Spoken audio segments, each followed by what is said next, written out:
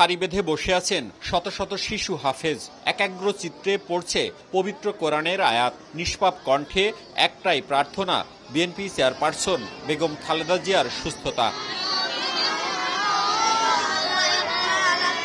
শনিবার সকাল ৯টা থেকে রাজশাহীর পুঠিয়া শহরে এই আয়োজন শুরু হয়।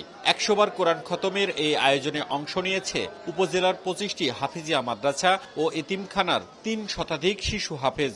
বিশেষ মোনাজাতের মধ্য দিয়ে শেষ হবে কোরআন তেলাওয়াত। খালেদা জিয়া যেন সুস্থ হয়ে যায়, আমরা এটা কামনা করি। দোয়া করি যেন আমাদের বিএনপি নেত্রী খালেদা যেন দ্রুত সুস্থ হয়ে যায়। আমাদের এই হাফেজে কোরআনের দোয়ার ওসিলায় তাকে দ্রুত সুস্থতা নিয়ামত দান করে। আমরা এটাই নিয়ে আমরা আজকে আমাদের আয়োজন। শিশুদের আল্লাহ পছন্দ করে, তারা নিষ্পাপ, তাদের দোয়া আল্লাহ কবুল করবেন এই আশা থেকে আমরা দেশনেত্রী বেগম খালেদার জন্য অনুষ্ঠানে আয়োজন করেছি। আমরা বেগম জিয়ার রোগমুক্তি কামনায় প্রতিদিনই দেশের বিভিন্ন স্থানে বিএনপি নেতাকর্মীরা দোয়া ও বিশেষ প্রার্থনার আয়োজন করছেন।